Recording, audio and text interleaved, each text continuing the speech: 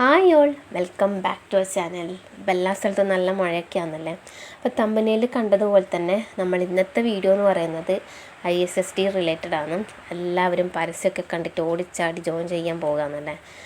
പരസ്യം എന്ന് മാത്രമല്ല, എനിക്ക് ഈയിടെയായിട്ട് ഒരുപാട് മെസ്സേജസ് ഇൻസ്റ്റയിലൊക്കെയും പിന്നെ എൻ്റെ വാട്സപ്പ് ബിസിനസ് നമ്പറിലേക്ക് കൂടെയെല്ലാം ഒരുപാട് പേരിങ്ങനെ മെസ്സേജ് അയച്ച് ചോദിക്കുവാന്ന്, ചേച്ചി ഇത് പഠിച്ചിട്ട് എങ്ങനെയുണ്ട്, ജോലിയായോ എന്നും പറഞ്ഞിട്ട്. അപ്പോൾ ഞാൻ ഓൾറെഡി 3-4-5 വീഡിയോസ് അങ്ങനെ ഈ ISSD റിലേറ്റഡ് ഞാൻ ചെയ്തിട്ടുണ്ട്. പിന്നെ ലാസ്റ്റ് ഞാൻ പറഞ്ഞ് നിർത്തിയത് ഇതാണ്, എനിക്കിനി ജോലി കിട്ടിയിട്ട് മാത്രമേ ഞാൻ വീഡിയോ ചെയ്യുള്ളൂ, ഇനി ഇത് റിലേറ്റഡ് വീഡിയോ ചെയ്യുമെന്ന്. പക്ഷേ ഇപ്പം ഞാൻ ചെയ്യാൻ കാരണം എനിക്ക് ജോലി കിട്ടിയിട്ടൊന്നുമില്ല. ജോലി കിട്ടിയതുകൊണ്ടല്ല, ഇതുപോലെ കുറേ പേര് എൻ്റെ ഷോർട്ട് വീഡിയോ, ഞാൻ എൻ്റെ സർട്ടിഫിക്കറ്റിൻ്റെ കിട്ടിയിട്ടുള്ള ആ സന്തോഷത്തിൻ്റെ ഒരു വീഡിയോ ഞാൻ ഷോർട്ട് വീഡിയോയിൽ ഇട്ടിട്ടുണ്ടായിരുന്നു. അപ്പം അത് കണ്ടിട്ട് കുറേ പേര് മെസ്സേജ് അയക്കുകയും പിന്നെ അവിടെ ജോയിൻ ചെയ്യുകയൊക്കെ ചെയ്തവരുണ്ട്. അപ്പോൾ അതുകൊണ്ടാണ് ആ മീൻസ് ISSD ഇപ്പോൾ യൂട്യൂബിൽ അടിച്ചു കഴിഞ്ഞാൽ മെയിനായിട്ട് ഫസ്റ്റ് എന്നല്ല വരുന്ന വീഡിയോസിൻ്റെ അകത്ത് എൻ്റെ വീഡിയോസും കൂടി ഉൾപ്പെടുന്നുണ്ട്. അപ്പോൾ അത് കണ്ടിട്ട് പോയി പഠിക്കുന്നവരുണ്ട്. അപ്പോൾ അതുകൊണ്ടാണ് ഞാൻ ഈ വീഡിയോ ചെയ്യുന്നത് കേട്ടോ. പിന്നെ ഞാൻ ഫസ്റ്റ് ഇട്ട ഒരു വീഡിയോൻ്റെ അകത്ത് പലരും പറയുന്നത് നീട്ടി വലിച്ച് പറയുന്നുണ്ട്, അതുകൊണ്ട് ശരിക്കും വീഡിയോ ചെയ്തുകൂടെ എന്നുള്ള പറഞ്ഞു. അപ്പോൾ ഞാൻ എൻ്റെ ആ തുടക്ക സമയത്ത് ഞാൻ ചെയ്തൊരു വീഡിയോ എന്നത് ചിലപ്പോൾ അതുകൊണ്ടായിരിക്കാം ഇപ്പോൾ ഞാൻ നീട്ടി വലിക്കുന്നില്ല. മെയിനായിട്ട് ഞാൻ കുറച്ച് ചോദ്യങ്ങളെല്ലാം ഞാൻ ഇതിൽ ബുക്കിൽ എഴുതി വെച്ചിട്ടുണ്ട്. അപ്പം അതൊക്കെ നോക്കിയിട്ടാണ് ഞാൻ നിങ്ങൾക്കിപ്പോൾ ഈ ഒരു വീഡിയോ ചെയ്യുന്നത് കേട്ടോ. അപ്പോൾ 2024 ഫെബ്രുവരിയിലാണെന്ന് തോന്നുന്നു എനിക്ക് സർട്ടിഫിക്കറ്റ് കിട്ടി. അപ്പോൾ അപ്പോഴാണ് ഞാൻ ആ വീഡിയോ ചെയ്തിട്ടുണ്ടായിരുന്നത്. ഇതെൻ്റെ റെക്കോർഡറാണ്, അതാണ് ഇങ്ങനെ പിടിക്കുന്നത്. ഓക്കെ, അപ്പോൾ 2024 ഫെബ്രുവരിയിലാന്ന് തോന്നുന്നു എനിക്ക് സർട്ടിഫിക്കറ്റ് കിട്ടുന്നത്, ഞാൻ ആ വീഡിയോ ഇടുന്നതും. അത് കഴിഞ്ഞിട്ട് ഞാൻ 2 മാസം ഇൻറ്റേൺഷിപ്പിന് പോയിട്ടുണ്ടായിരുന്നു മിംസിൽ. അപ്പോൾ ഞാൻ ഓൾറെഡി പറയാമെന്ന്, നമുക്ക് ഇവിടുന്ന് ISSDന്ന് ഇൻറ്റേൺഷിപ്പ് ഒന്നും പ്രൊവൈഡ് ചെയ്യുന്നില്ല. അപ്പം ഞാൻ എൻ്റെ കാര്യങ്ങളും ഞാൻ പഠിച്ച സമയത്തുള്ള കാര്യങ്ങളും മാത്രമാണ് ഇപ്പം പറയുന്നത്. ഇപ്പം ISSDയിൽ കോഴ്സ് എങ്ങനെയാണ് എടുക്കുന്നത്, ഫീസ് എത്രയാണെന്നുള്ള കാര്യങ്ങളൊന്നും എനിക്ക് അറിഞ്ഞുകൂടാ കേട്ടോ. അപ്പോൾ അതൊന്നും ഞാൻ പറയുന്നില്ല, ഞാൻ ആകെ എൻ്റെ കാര്യങ്ങൾ മാത്രം നിങ്ങളായിട്ട് ഷെയർ ചെയ്യുന്നത്. മെയിനായിട്ട് ചോദിക്കുന്ന ഒരു ചോദ്യം എന്ന് പറയുന്നത് പഠിക്കാൻ എളുപ്പമാണോ എന്നാണ്. അപ്പം 3 ടെക്സ്റ്റാണ് അവർ ആ സമയത്ത് തന്നിരുന്നത്. ഇപ്പം എങ്ങനെയാണെന്ന് എനിക്കറിയില്ല, ഞാൻ എൻ്റെ 1 വർഷം മുന്നേ ഉള്ള കാര്യമാണ് പറയുന്നത്. അപ്പോൾ പഠിക്കാനൊക്കെ അത്യാവശ്യം വലിയ പ്രശ്നമൊന്നുമില്ല, മൊത്തം ഇംഗ്ലീഷാണ്. അപ്പോൾ ഒരു കുട്ടി മെസ്സേജ് ചോദിച്ചു എനിക്ക് ഇംഗ്ലീഷ് അങ്ങനെ അറിയില്ല, അപ്പം പിന്നെ ഇത് പഠിക്കാൻ പറ്റുമോ എന്നുള്ളത്. നമുക്ക് അത്യാവശ്യം അറിഞ്ഞിരിക്കണം, കാരണം അതിലുള്ള ടേംസ് കാര്യങ്ങളെല്ലാം നമ്മൾ പഠിച്ചിരിക്കേണ്ടതാണ്. അപ്പോൾ എക്സാം ഓൺലൈൻ ത്രൂ ആയിരുന്നു. അപ്പോൾ അതിൽ നമുക്ക് ഇംഗ്ലീഷ് തന്നെയാണ് ക്വസ്റ്റ്യൻസും കാര്യങ്ങളൊക്കെ ഉണ്ട്. നമ്മൾ PSC മോഡലാണ് ഉണ്ടാവുക, ABCD തന്നിട്ട് നമ്മൾ ചെയ്യാൻ വേണ്ടത്. അപ്പോൾ അങ്ങനെയാണ് ഉണ്ടാവൽ. പിന്നെന്താ, ഇംഗ്ലീഷ് അറിയില്ല. പിന്നെ അതുപോലെ തന്നെ നമുക്ക് ഈ വൈവ ഉണ്ടാകും. വൈവക്കും നമുക്ക് അതിൽ മാർക്കുണ്ട്. അപ്പോൾ വൈവയും ഉണ്ടാകും. വൈവക്ക് നമ്മൾ ഇംഗ്ലീഷിൽ തന്നെയാണ് പറയേണ്ടത്. പിന്നെ മോക്ക് ഇൻ്റർവ്യൂ ഉണ്ടാകും. മോക്ക് ഇൻ്റർവ്യൂ എന്ന് പറഞ്ഞാൽ ജസ്റ്റ് അവരുടെ ഭാഗത്തുനിന്ന് നമുക്കൊരു ഇൻ്റർവ്യൂവിൻ്റെ ഒരു സപ്പോർട്ട് തരുന്നതാണ്. അപ്പോൾ ഇൻ്റർവ്യൂ അറ്റൻഡ് ചെയ്യുന്ന സമയത്ത് നമുക്ക് ഇംഗ്ലീഷിൽ ക്വസ്റ്റ്യൻസ് ഉണ്ടാകും. പിന്നെ സെൻറ്റൻസുകൾ കാര്യങ്ങളൊക്കെ നമ്മൾ ഇംഗ്ലീഷിൽ തന്നെയാണ് പറയുകയും ചെയ്യുന്നത്. നേരത്തെ മലയാളം തീരെ പറഞ്ഞുകൂടാന്നല്ല ഈ ഇൻ്റർവ്യൂവിൽ നമുക്ക് പറയാം. അത് പിന്നെ അങ്ങനെ മോക്ക് ഇൻ്റർവ്യൂവിൻ്റെ മാർക്ക് ഉണ്ടായിരുന്നാമോ അതെനിക്ക് ശരിക്കും ഓർമ്മയില്ല കേട്ടോ. ഓക്കെ, പിന്നെ ചോദിക്കുന്നത് പലരും എൻ്റെ ഷോർട്ട് വീഡിയോന് കമൻ്റ് ഇട്ടതാണ്, ഈ റിസപ്ഷൻ ജോബിന് നമ്മളിത് പഠിക്കേണ്ട ആവശ്യമുണ്ടോയെന്ന്. എനിക്കിപ്പോൾ ഞാൻ ഇൻറ്റേൺഷിപ്പ് ചെയ്തതൊക്കെ സംബന്ധിച്ച് നോക്കുമ്പം പഠിക്കേണ്ട വലിയ ആവശ്യമൊന്നുമില്ല. കാരണം നമ്മൾ ഫ്രഷറായിട്ട് ഒരു സ്ഥലത്തേക്ക് പോവുകയാണെങ്കിൽ നമ്മളിപ്പോൾ ഇത് പഠിച്ചിട്ട് പോകണമെന്നൊന്നുമില്ല. നമ്മൾ അവിടെ എത്തി ഒരു 6 മാസം നിൽക്കുമ്പോൾ തന്നെ നമുക്ക് ഏകദേശം മൊത്തത്തിലൊരു ഹോസ്പിറ്റലിനെ പറ്റിയിട്ടുള്ള പരിചയമാകും. പക്ഷേ പെട്ടെന്ന് കാര്യങ്ങൾ ക്യാപ്ചർ ചെയ്യാൻ നമുക്കിത് പഠിച്ചാൽ നല്ലതാണ്. കാരണം ഇപ്പോൾ ഒരു ഹോസ്പിറ്റലിൽ CSSD എന്താണെന്ന് ചോദിച്ചാൽ ഇത് ഹോസ്പിറ്റൽ അഡ്മിനിസ്ട്രേഷൻ പഠിക്കാത്ത ഒരാൾക്ക് ചിലപ്പോൾ പറയാൻ പറ്റിയെന്ന് വരില്ല. അതുപോലെ തന്നെ നമ്മളെ പല രോഗങ്ങൾ, ഇത് പൾമനോളജി മറിച്ചെന്നൊക്കെ പറഞ്ഞ കുറേ സംഭവങ്ങളുണ്ടല്ലോ. അപ്പോൾ അതൊന്നും ചിലപ്പം ഇത് പഠിക്കാത്ത ഒരാൾക്ക് പെട്ടെന്ന് നമ്മളിപ്പോൾ ജോലിക്ക് പോകുകയാണെങ്കിൽ ചിലപ്പോൾ അറിഞ്ഞൊന്നുമല്ല, എന്നാലും നല്ല ഇതിനെപ്പറ്റി നോളജ് ഉള്ളവർക്കാണെങ്കിൽ പെട്ടെന്ന് മനസ്സിലാകുമല്ലോ, അത്രയേ ഉള്ളൂ. അപ്പോൾ റിസപ്ഷൻ ജോലിക്ക് പോകണോ, ഇത് റിസപ്ഷൻ ജോലി ചെയ്യാൻ നമ്മളിത് പഠിക്കാൻ പോകണമെന്ന് ചോദിക്കുന്നവരുണ്ട്. അപ്പോൾ അതിൻ്റെ ഒരു ആൻസറാണ് ഞാൻ പറഞ്ഞത് കേട്ടോ. പിന്നെ എത്രയാ ഫീസ് എന്ന് ഇപ്പോൾ എല്ലാവരും ചോദിക്കുന്നുണ്ട്. ഞാൻ പഠിക്കുന്ന സമയത്ത് 46,000. പിന്നെ പ്ലസ് ഞാൻ ഇൻറ്റേൺഷിപ്പും ചെയ്തിട്ടുണ്ട്. അതിന് ഞാൻ മിംസിലേക്ക് 3000 സംതിങ് അങ്ങോട്ടേക്ക് കൊടുക്കുകയാണ് ചെയ്തത്. അപ്പോൾ ആ പൈസ എല്ലാം കൂട്ടി നോക്കുമ്പോൾ നിങ്ങൾക്ക് കാൽക്കുലേറ്റ് ചെയ്യാം. ഞാൻ 2 മാസത്തേക്കാണ് പോയിട്ടുണ്ടായിരുന്നത്. അപ്പോൾ അങ്ങനെയാണ് ആ സംഭവം. അത് ഇപ്പോഴത്തെ ഫീസ് എന്ന് പറഞ്ഞാൽ 50 എബോവ് ആണ് ISSTയിൽ. കാരണം കുറേ പേര് എനിക്ക് മെസ്സേജ് ചോദിക്കുന്നുണ്ട്, ചേച്ചി ഫീസ് ഇത്രയാണ്, അപ്പോൾ ഇത്രയും പൈസ കൊടുത്തിട്ട് നമ്മളിത് പഠിച്ചിട്ട് കാര്യമുണ്ടോ, 6 മാസത്തെ കോഴ്സ് അല്ലേ എന്നെല്ലാം പറഞ്ഞിട്ട്. അപ്പോൾ അതുകൊണ്ടാണ് ഞാൻ പറഞ്ഞത് കേട്ടോ. പിന്നെ ഞാൻ പഠിക്കുന്ന സമയത്തൊക്കെ ടീച്ചേഴ്സ് ഒന്നും അല്ലാന്ന് തോന്നുന്നു ഇപ്പോൾ അവിടെ ഉള്ളത്. നമുക്ക് എടുത്ത ടീച്ചർ ആ ഒരു ബാച്ചോട് കൂടി തന്നെ റിസൈൻ ചെയ്തിട്ട് ടീച്ചർ എന്തോ PSCക്ക് പഠിക്കാമെന്നൊക്കെ പറഞ്ഞിട്ട് പോയിട്ടുണ്ടായിരുന്നു.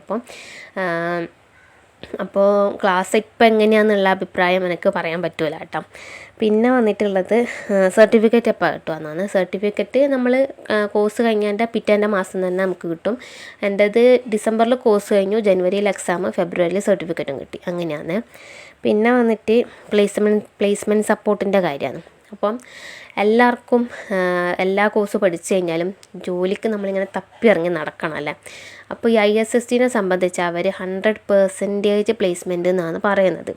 ഇവർ ഈ പ്ലേസ്മെൻറ്റ് എന്നുകൊണ്ട് എന്താണ് ഉദ്ദേശിക്കുന്നതെന്നുള്ളത് നമ്മൾ ജോയിൻ ചെയ്ത് കഴിഞ്ഞിട്ട് നമ്മളെ ഫസ്റ്റ് ക്ലാസ് ഉണ്ടാവുമല്ലോ, ഡെമോ ക്ലാസ്, അതിലാണ് പറയുന്നത്. അതായത് ഇങ്ങനെ നമ്മളെ പ്ലേസ്മെൻറ്റ് സപ്പോർട്ട് എന്ന് പറഞ്ഞാൽ എന്താണെന്ന് പറഞ്ഞാൽ നമ്മളെ ഇൻ്റർവ്യൂ ബോർഡ് വരെ അവരെത്തിച്ചു തരും. അതെന്താണെന്നുള്ളത് ഞാൻ പിന്നെ പറഞ്ഞുതരാം. ഇൻ്റർവ്യൂ ബോർഡ് വരെ നമ്മൾ എത്തിച്ചു തരും. ഒരിക്കലും ജോലി നിങ്ങൾക്ക് പ്രൊവൈഡ് ചെയ്യുന്നില്ല, അങ്ങനെയാണ് അവർ ആ സമയത്ത് പറഞ്ഞിട്ടുണ്ടായിരുന്നത്. അപ്പം തന്നെ നമ്മളെല്ലാവരും ഏകദേശം കിളി പോയിട്ടുണ്ടായിരുന്നു. അങ്ങനെ അതവർ നമ്മൾ ചേർന്നതിന് ശേഷമാണ് അവരത് പറയുന്നത്. പിന്നെ അവർ കൂടുതലായിട്ടും അയക്കുന്നത് ഈ ക്ലിനിക്കുകളാണ്. നമ്മളെ നാട്ടിലുള്ള സാധാരണ ഡെൻ്റൽ ക്ലിനിക്ക് അല്ലാതെ MRIൻ്റെ സെൻറ്റേഴ്സ്, പിന്നെ നമ്മളെ എന്താ പറയുക അങ്ങനത്തെ ക്ലിനിക്കുകൾ കാര്യങ്ങളുണ്ടാവില്ലേ, അങ്ങനത്തെ സംഭവങ്ങളിലാണ് കൂടുതൽ അവർ റിസപ്ഷൻ ജോബ്, അത് മെയിനായിട്ട് ഞാൻ പറഞ്ഞ റിസപ്ഷൻ ജോബ്, അല്ലെങ്കിൽ ചിലപ്പോൾ കോർഡിനേറ്ററും അങ്ങനെയുള്ള ഇതിലേക്കാണ് അവർ വേക്കൻസിൻ്റെ അത് അയക്കുന്നത്. അതും സാലറി പറയുന്നത് 8 to 10 to 12. അതിൽ കൂടുതലൊന്നും ഞാൻ 2-3 ഇൻ്റർവ്യൂ ആണ് ഞാൻ അറ്റൻഡ് ചെയ്തത്. അപ്പോൾ അവിടെ ഒന്നും അതിൽ കൂടുതൽ സാലറി ഒന്നും ആരും ഇതുവരെ പറഞ്ഞിട്ടില്ല. പിന്നെ അവർ അയച്ചു തരുന്ന പല ഇതിലും ഞാൻ ചോദിക്കുന്ന സമയത്ത് പ്ലേസ്മെൻറ്റിൻ്റെ നമുക്ക് ഇൻ്റർവ്യൂവിൻ്റെ അയച്ചു തരും. അപ്പോൾ അത് ചോദിക്കുന്ന സമയത്തും പറയുന്നത് ഈ പറഞ്ഞ പോലെ തന്നെ 8 to 10 to 12 അത്ര മാത്രമാണ്, അതിൽ കൂടുതൽ പറയുന്നില്ല. അപ്പം ഞാൻ ചിന്തിച്ച് നോക്കുമ്പോൾ നമ്മൾ ഈ 50ഉം 40ഉം 48 കൊടുത്ത് പഠിച്ചിട്ട് നമ്മളിപ്പോൾ പുറത്തൊരു കടയിൽ സാധാ കടയിൽ പോയിട്ട് നിന്നാൽ തന്നെ നമുക്ക് 8 കിട്ടും സാലറി ആയിട്ട്. പിന്നെ അതുകൂടാണ്ട് ഇപ്പം ഒരു സൂപ്പർ മാർക്കറ്റിൽ തന്നെ നമ്മളിപ്പോൾ പാക്കിങ്ങോ കാര്യമോ അങ്ങനെയെല്ലാം പോയാൽ തന്നെ നമുക്കൊരു 12-15 കിട്ടുന്നതെന്ന് എൻ്റെ ഒരു ഇത്. അപ്പോൾ ഈ ഒരു റിസപ്ഷൻ ജോലിക്ക് 8000-നും 10,000-നും നമ്മളിത് പഠിച്ചു പോകണമെന്ന് ഇല്ലയെന്നാണ് എൻ്റെ ഒരു ഇപ്പോഴത്തെ ഇത് കേട്ടോ. പിന്നെ എന്തുകൊണ്ട് പൂജയ്ക്ക് ഇതുവരെ ജോലിയായില്ല എന്ന് ചോദിക്കുന്നുണ്ടാകും. അപ്പോൾ എന്താ സംഭവം, നമുക്ക് ഓരോരുത്തർക്ക് സ്കില്ലുണ്ടാവുമല്ലോ.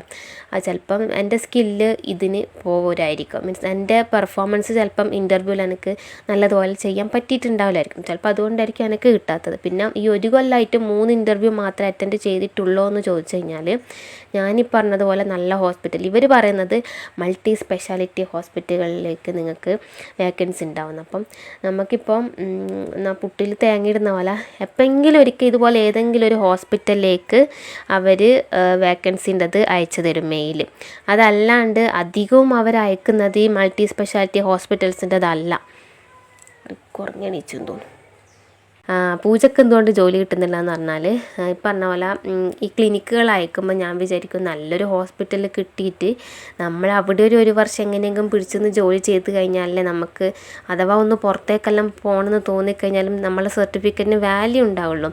അപ്പോൾ അത് മീൻസ് എക്സ്പീരിയൻസ് സർട്ടിഫിക്കറ്റിന് വാല്യൂ ഉണ്ടാവുള്ളൂ. അപ്പം അതുകൊണ്ടാണ് ഞാനിപ്പോൾ ഇങ്ങനെ ക്ലിനിക്ക് പോലത്തെ നോക്കാൻ. പക്ഷേ ഇപ്പം എനിക്ക് 1 വർഷമായിട്ടും കിട്ടാണ്ടിരിക്കുമ്പം അവിടെ ഈ ക്ലിനിക്ക് ഒരു 10 കിട്ടുമെങ്കിലും പ്രശ്നമില്ലല്ലോ. ഇപ്പം അത്യാവശ്യം ഞാൻ ബിസിനസ്സൊക്കെ ചെയ്യുന്നുണ്ട്, അങ്ങനെ 2 പൈസയും കൂടി ആകുമ്പോൾ അത്യാവശ്യം ആകുമല്ലോ എന്ന് വിചാരിച്ച് ഞാനിപ്പം ക്ലിനിക്കെന്ന് വിചാരിച്ച് നിൽക്കുന്ന ഒരാളാണ്. അപ്പം അങ്ങനെ ഞാൻ അങ്ങനെയാണ് ഞാൻ 2-3 ഇൻ്റർവ്യൂസ് അറ്റൻഡ് ചെയ്തിട്ടുണ്ടായിരുന്നത്. അതും നമുക്കിപ്പോൾ ഞാൻ നോക്കുന്നത് ഇപ്പോൾ തലശ്ശേരി അല്ലെങ്കിൽ കണ്ണൂരാണ്. അതാകുമ്പോൾ എനിക്ക് ഇവിടുന്നും പോകാം. ഒരു പക്ഷേ നിങ്ങളുടെ നാട്ടിൽ നിന്ന് അങ്ങനെ പോകണ നഗരമെങ്കിൽ അവിടുന്നും പോകാം. പക്ഷേ ഇനിയിപ്പോൾ റിക്രൂട്ടൻ സ്കൂളിലെല്ലാം പോകാനായി. അപ്പോൾ ഇവിടെയാണ് ഞാൻ ചേർക്കുന്നതെന്നൊന്നും എനിക്കൊരു തീരുമാനമില്ല. ഞാൻ പറഞ്ഞുതരാം, എൻ്റെ ജീവിതം തന്നെ വലിയൊരു ക്വസ്റ്റ്യൻ മാർക്കാണ്. അപ്പോൾ എന്താ പറയണ്ടേ, അങ്ങനെ വിചാരിച്ചുകൊണ്ടാണ് പിന്നെ കുറേ ഇൻ്റർവ്യൂസൊന്നും ഞാൻ അറ്റൻഡ് ചെയ്യാതിരുന്നത്. കുറേ എന്ന് പറഞ്ഞാൽ അങ്ങനെ കുറേ അവർ അയക്കുന്നു അങ്ങനെയുമില്ല. ഒരു സമയത്ത് അവർ തീരെ അയക്കാണ്ടായിന്. പിന്നെ ഇപ്പം അധികം അയക്കുന്നതും കാണാം കേട്ടോ. ഇപ്പം പിന്നെ ഞാൻ പറഞ്ഞു, ഞാൻ കണ്ണൂർ മാത്രമാണ് നോക്കുന്നത്. അപ്പം കണ്ണൂരിൽ തന്നെ ഇപ്പം 5:30 അയച്ചാൽ ഹോസ്പിറ്റലാണ്, ഡേയും നൈറ്റും ഉണ്ടാകും. പിന്നെ ആ ഒരു സമയം ചിലപ്പോൾ രാവിലെയൊക്കെ എനിക്ക് എത്താൻ പോകാൻ പറ്റിയെന്ന് വരില്ല ഈ ഒരു എൻ്റെ ഈ സ്ഥലത്തുനിന്ന്. അപ്പോൾ വണ്ടി പോകുന്നുണ്ട് പുറത്തുനിന്ന്. അപ്പോൾ അതുകൊണ്ടാണ് എനിക്ക് അങ്ങനെ നോക്കാൻ പറ്റാത്തത്. പക്ഷെ നിങ്ങളിപ്പം എറണാകുളത്ത്, കൊച്ചിയിൽ അങ്ങനെയെല്ലാം പോയി നിന്നിട്ട് ജോലി ചെയ്യാൻ ആഗ്രഹിക്കുന്നവരാണെങ്കിൽ അങ്ങനെ അവർ മെയിൽ അയക്കുന്നുണ്ട് കേട്ടോ. ഇപ്പോൾ നമ്മൾ ഇത് പഠിച്ചുകൊണ്ട് നമുക്കെന്താ ഇതുപോലെയുള്ള ഹോസ്പിറ്റൽസിൽ വേക്കൻസി ഉണ്ട് എന്നുള്ളത് നമുക്കറിയാൻ പറ്റുന്നുണ്ട്. അങ്ങനെ അതാണ് ഞാൻ പറയുന്നത് കേട്ടോ. പിന്നെ അപ്പോൾ റിക്കോർഡിന് ഉറങ്ങി എണീച്ചിട്ട് ഞാൻ നേരത്തെ ഇരുന്ന റൂമിൽ തന്നെ ഇരുന്നിട്ട് കാർട്ടൂൺ കാണാമെന്ന് പറഞ്ഞിട്ട് അവിടെ സെറ്റാക്കി ഞാൻ വേറെ റൂം മാറിയതാണ്. ഓക്കെ, അപ്പോൾ നമ്മൾ പറഞ്ഞു വന്നത് ഇവരെ പ്ലേസ്മെൻറ്റിനെ പറ്റിയിട്ടാണ്. അപ്പം അതാണ് സംഭവം. പിന്നെ എന്താണെന്ന് വെച്ചിട്ടുണ്ടെങ്കിൽ ഈ അടുത്ത് എനിക്കുണ്ടായ ഒരു മോശം അനുഭവം ഞാൻ നിങ്ങളോട് പറയുന്നത്. അതായത് ഒരു സ്ഥലത്ത് ഇതുപോലെ 10 to 12 ഒരു സാലറി സ്കെയിൽ വരുന്ന ഒരു വേക്കൻസി അവർ അയച്ചിട്ടുണ്ടായിരുന്നു. അപ്പം ഞാൻ വിചാരിച്ച് 12 ഉണ്ടല്ലോ, അപ്പോൾ പിന്നെ വേക്കൻസീൻ്റെ ഇൻ്റർവ്യൂവിൻ്റെ സമയത്തായാലും നമുക്ക് അവരോട് സംസാരിക്കാമല്ലോ എന്ന് വിചാരിച്ചിട്ട് അത് ഞാൻ ഇൻ്റർവ്യൂ അറ്റൻഡ് ചെയ്യാൻ തീരുമാനിച്ചിട്ട് ഞാൻ എൻ്റെ CV ഷെയർ ചെയ്തു. അപ്പം നമ്മൾ CV ഇവർ വേക്കൻസീൻ്റെ മെയിൽ അയക്കും. മെയിൽ അയച്ചതിന് ശേഷം നമുക്കിപ്പം പോകാൻ എന്തായാലും ഇൻ്റർവ്യൂ അറ്റൻഡ് ചെയ്യാൻ പറ്റുമെന്ന് നമുക്ക് ഷുവർ ഉണ്ടെങ്കിൽ നമുക്ക് അടുത്താണ് പോകാൻ പറ്റും. ഇനിയിപ്പം ഇൻ്റർവ്യൂ പാസ്സായിട്ട് നമുക്ക് ജോലി കിട്ടിയാൽ നമുക്ക് എളുപ്പത്തിൽ പോകാൻ പറ്റുന്നുള്ള കേസാണെങ്കിൽ നമുക്ക് നമ്മളെ CV ഈ ISSTൻ്റെ ആളുകൾക്ക് നമുക്ക് ഷെയർ ചെയ്ത് കൊടുക്കാം. അപ്പോൾ അങ്ങനെ ഷെയർ ചെയ്തിട്ടാകുമ്പം അവരാണ് ഈ ഹോസ്പിറ്റൽസിലേക്ക് അല്ല ക്ലിനിക്കുകളിലേക്ക് നമ്മളെ CV ഷെയർ ചെയ്യുന്നത്. അങ്ങനെ അവിടുത്തെ HR ടീം നമ്മളെ CV ഷോർട്ട് ലിസ്റ്റഡ് ആക്കി കഴിഞ്ഞാലാണ് പിന്നെ നമുക്ക് ഒന്നിക്കൽ അവിടുന്ന് കോൾ വരും, അല്ലെങ്കിൽ ISSTന്ന് കോൾ വരും, ഇങ്ങനെ ഇൻ്റർവ്യൂ ഇത്രാം തീയതി ഉണ്ട് നമ്മൾ പോകണമെന്ന് പറഞ്ഞിട്ട്. അപ്പോൾ ഇതുപോലെ ഒരു സ്ഥാപനത്തിൽ ഇങ്ങനെ വേക്കൻസി വന്നു. അപ്പം എന്തായാലും ഞാൻ പോകാൻ തീരുമാനിച്ചു. അങ്ങനെ ഞാൻ അവർക്ക് എൻ്റെ CV ഷെയർ ചെയ്ത് കൊടുത്തു. അപ്പോൾ ഷെയർ ചെയ്ത് കൊടുത്ത സമയത്ത് അവർ പറഞ്ഞത് ഓക്കെ, ഇങ്ങനെ അവിടുന്ന് വിളിച്ചിട്ടുണ്ടെങ്കിലും പറയണം, പിന്നെ അതുപോലെ തന്നെ ഇത് ഉണ്ടെങ്കിൽ നമ്മളും വിളിക്കാമെന്ന് പറഞ്ഞു. ഞാൻ ഓക്കെ എന്നുള്ള പറഞ്ഞ്. പിന്നെ ആദ്യമൊക്കെ ഈ ഇൻ്റർവ്യൂവിന് നമ്മൾ പോകുന്നുണ്ടെങ്കിൽ തലേന്ന് ഇവർ വിളിച്ചിട്ട് നമുക്ക് ഒരു ജസ്റ്റ് ഇൻ്റർവ്യൂ ക്വസ്റ്റ്യൻസൊക്കെ നമ്മളോട് ചോദിക്കലും എന്തൊക്കെയാണ് കറക്ഷൻ എന്നൊക്കെ പറഞ്ഞുതരൊക്കെ ചെയ്യുമായിരുന്നു. അപ്പം നമുക്കൊരു കോൺഫിഡൻസ് ആണല്ലോ. അങ്ങനെ ഞാൻ 3 എണ്ണം പങ്കെടുത്തെന്ന് പറഞ്ഞില്ല ഇൻ്റർവ്യൂവിൽ. അതിൽ ഒന്നാണ് എന്നെ വിളിച്ചിട്ടുണ്ടായിരുന്നത്. അപ്പോൾ അതുപോലെ ഞാൻ വിചാരിച്ച് ഇതിനും വിളിക്കുമായിരിക്കുന്നു, പക്ഷേ വിളിച്ചിട്ടൊന്നുമില്ല. എനിക്ക് തോന്നിപ്പം 1 year ഒക്കെ കഴിഞ്ഞല്ലോ, ചിലപ്പോൾ അതുകൊണ്ടായിരിക്കാം വിളിക്കാത്തത്. അങ്ങനെ പിന്നെ എന്താ പറയണ്ടേ, ഇവർ ഓക്കെ എല്ലാം പറഞ്ഞു. പക്ഷേ അത് കഴിഞ്ഞതിൻ്റെ അതിൻ്റെ പിറ്റേ ദിവസം ഒരു 10:30 അങ്ങനെയാകുമ്പം കാണാൻ എന്നെ വിളിക്കുന്നത്. പൂജ ഇന്ന് ഇൻ്റർവ്യൂ ഉണ്ട്, 11:30 പൂജയ്ക്ക് എത്താൻ പറ്റുമെന്ന് ചോദിച്ചിട്ട്. ഞാൻ പറഞ്ഞേ കണ്ണൂരാണ് ഇൻ്റർവ്യൂ, എനിക്ക് ഇവിടുന്ന് 1.5 മണിക്കൂർ എങ്ങനെയും കണ്ണൂരൊക്കെ ഉണ്ടാകും. പിന്നെ നമ്മൾ കുളിച്ച് ജപിച്ച് മാറ്റി നിൽക്കുന്നതൊന്നും അല്ലല്ലോ ഇൻ്റർവ്യൂ അറ്റൻഡ് ചെയ്യാൻ പോകാൻ വേണ്ടി. അറ്റ്ലീസ്റ്റ് ഒന്ന് പ്രിപ്പയറിങ്ങും ചെയ്യണ്ടേ, അതും ഇല്ല. പിന്നെ അപ്പം തന്നെ ഞാൻ പറഞ്ഞേ നിങ്ങളെന്താ പറയുന്നത്, ഇത് തലേന്ന് വിളിച്ചിട്ട് പറഞ്ഞതാണെങ്കിൽ പിന്നെ ഓക്കെ എന്ന് വിചാരിക്കും, ഇത് 1 മണിക്കൂറിനുള്ളിൽ ഈ പറഞ്ഞ സ്ഥലത്ത് എത്തണം എന്ന് പറഞ്ഞാൽ നടക്കുന്ന കാര്യമല്ല എന്ന് ഞാൻ പറഞ്ഞു.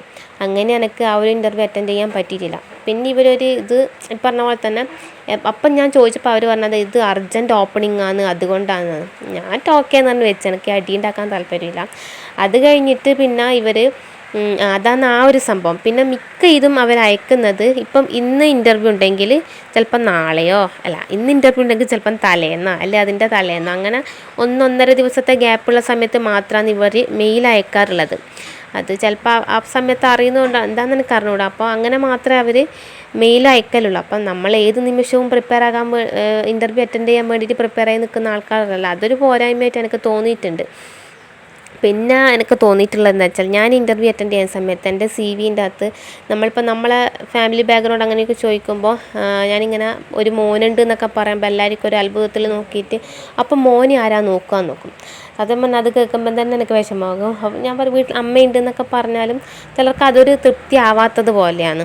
അപ്പം എനിക്ക് തോന്നുന്നു ചിലപ്പോൾ അതൊക്കെ കൊണ്ടായിരിക്കും എന്നെ ഇൻ്റർവ്യൂവിന് വിളിക്കാത്തത്. പിന്നെ ഒരു വിടുമെന്ന് പറഞ്ഞ ഒരാൾക്ക് ഈ 8 to 10 റേഞ്ച് സാലറിയിൽ ഒരിക്കലും കുറേ കാലം നിന്ന് പണിയെടുക്കാൻ പറ്റൂല എന്ന് അവർക്ക് മനസ്സിലാവുന്നുണ്ടാകും. അപ്പം ഇനി HR ടീം അതുകൊണ്ടാണ് എനിക്ക് ജോലി കിട്ടാത്തതെന്ന് എനിക്കറിയില്ല കേട്ടോ. അപ്പം അങ്ങനെയുള്ളൊരു വിഷമത്തിലാണ് ഞാൻ നിൽക്കുന്നത്. ഇവിടെ ഭയങ്കര ഈച്ച.